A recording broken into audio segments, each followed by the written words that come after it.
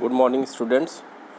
Dimensional analysis वाले chapter में आज हम लोग उसके आगे पढ़ेंगे, जिसमें चौथा पॉइंट है विभिन्न भौतिक राशियों में संबंध स्थापित करना।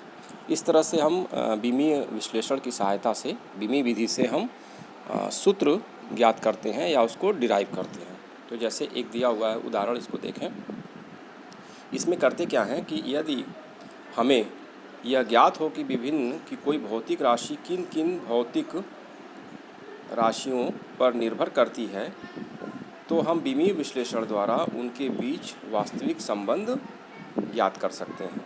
उदाहरण के तौर पर किसी माध्यम में ध्वनि की चाल, माध्यम की प्रत्यास्थता ई तथा उसके घनत्व डी पर निर्भर है, तो चाल का सूत्र प्राप्त कीजिए। हम आगे नेक्स्ट जो आपका खंड है उसमें प्रत्यास्थता के बारे में पढ़ेंगे, तो अभी इसको देखते हैं। तो चाल v प्रत्यास्थता और घनत्व d पर निर्भर करती है, तो हम इसको लिख सकते हैं कि v समानुपाती e पावर a और d पावर b, यानी कि प्रत्यास्थता की a पावर पर निर्भर करती है और घनत्व की b पावर पर निर्भर करती है। इसको हम समानुपातिक चिन्ह हटा के v इज इक्वल टू के e पावर 8 और d पावर b लिख सकते हैं, जहाँ के स्थिरांक या नियतांक है। यह समीकरण नंबर 1 मान लिया।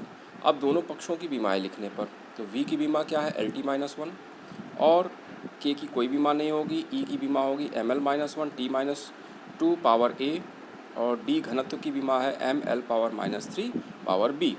अब यहाँ पे देखें, लेफ्ट हैंड साइड वैसे ही रहेगा, राइट हैंड साइड में m पावर यहाँ पे a होगा और यहाँ m पावर b होगा। जब हम ब्रैकेट खोलेंगे तो m power a, l power -a, t power -2a और इधर हो जाएगा m power b, l power -3b। फिर m के पावर जुड़ जाएंगे, m power a plus b, l power -a -3b, t power -2a और इधर क्या है l power 1, t power -1। l के पावर कोई बीमा नहीं अगर लिखा हुआ है पावर, तो इसका मतलब उसको हम 1 लेते हैं। तो l पावर 1, t पावर -1 और इधर है m power a plus b, l power -a-3b और t पावर -2a। दोनों पक्षों के बीमाओं की तुलना करने पर, अब सबसे पहले हम t की बीमा की तुलना करते हैं। तो t की बीमा की तुलना करने पर लेफ़्ट साइड में t की बीमा है -1 और इधर t की पावर इधर क्या है -2a, तो इससे हमको मिल जाएगा a इज इक्वल टू 1/2। यह समीकरण नंबर 2 हो गया। अब m के बीमा की तुलना करने पर, तो m की बीमा यहाँ a प्लस b है और इधर m की बीमा 0 है, तो a plus B equal to 0 या b is equal to -a। तो a का मान अगर 1/2 है तो b का मान हो जाएगा -1/2। देखिए यहाँ पे b इज इक्वल टू -1/2 हो गया। अब a तथा b का मान समीकरण 1 में रखने पर, तो a और b का मान जब रखेंगे तो हमें सूत्र ज्ञात होगा v इज इक्वल टू के e पावर 1/2 d पावर -1/2 और e पावर 1/2 हो जाएगा √e और d पावर -1/2 हो जाएगा 1/√d। दोनों मिला के लिखेंगे तो v इज इक्वल टू के √e/d। तो इस तरह से हमको एक सूत्र प्राप्त हो जाता है। ठीक है, इससे k का मान ज्ञात नहीं किया जा सकता है। बीमीय विश्लेषण की सीमाएं, क्या सीमाएं हैं? इस विधि द्वारा बीमाहीन नियतांकों का मान ज्ञात नहीं किया जा सकता है। दूसरा, इस विधि द्वारा जोड़ने तथा घटाने संबंधी पदों वाले सूत्र स्थापित नहीं किए जा सकते, इसमें जोड़ और घटाना हो। तीसरा, 3 से अधिक राशियों पर निर्भर किसी राशि का सूत्र प्राप्त नहीं किया जा सकता, क्योंकि m, l एवं t की घातों की तुलना द्वारा केवल 3 स्वतंत्र समीकरण ही प्राप्त होते हैं। चौथा, बीमी विधि द्वारा त्रिकोणमितीय फलनों जैसे sin x, cos x, tan x आदि एवं लघुगणकीय log x तथा चर घातांकी फलनों e power x, e power -x आदि का विश्लेषण नहीं किया जा सकता है। यह इसकी कुछ लिमिटेशंस हैं। अब यहाँ पे कुछ क्वेश्चंस हैं, इन क्वेश्चंस को हम लोग पहले भी डिस्कस कर चुके हैं, फिर भी देख लें।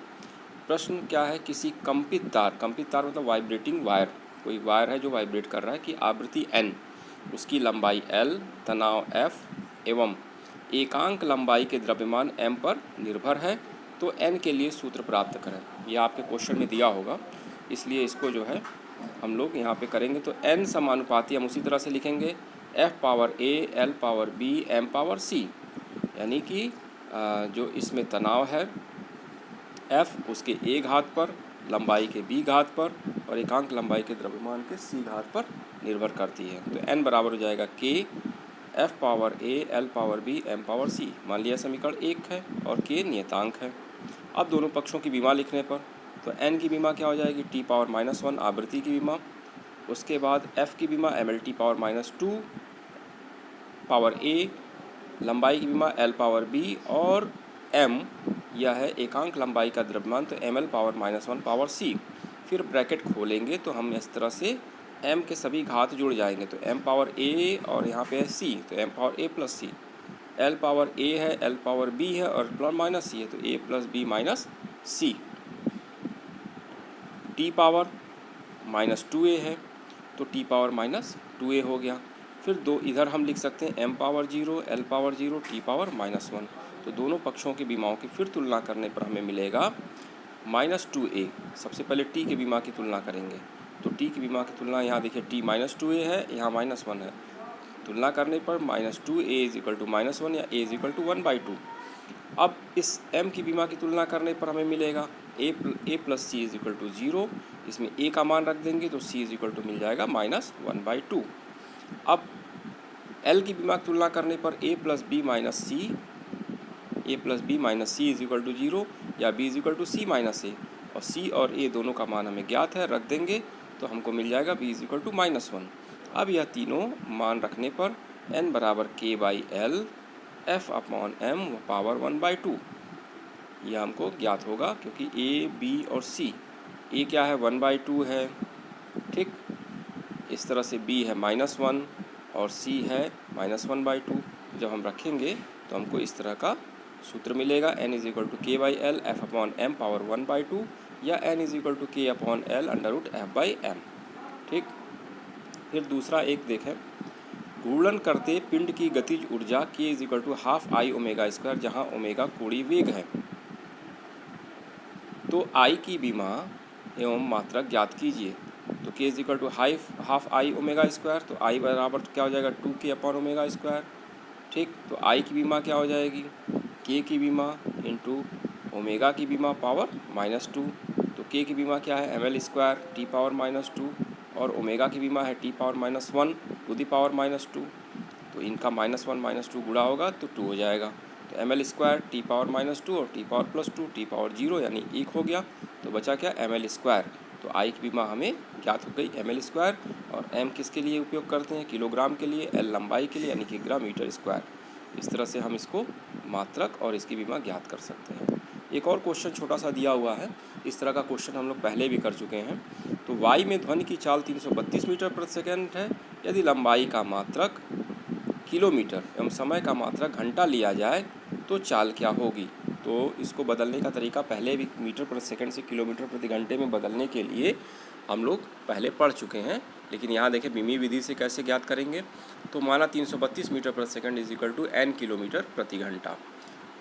चूँकि चाल का बीमी सूत्र है LT पावर -1, तो n = हो जाएगा L1/L2 और T1/T2 to the power -1 into 332।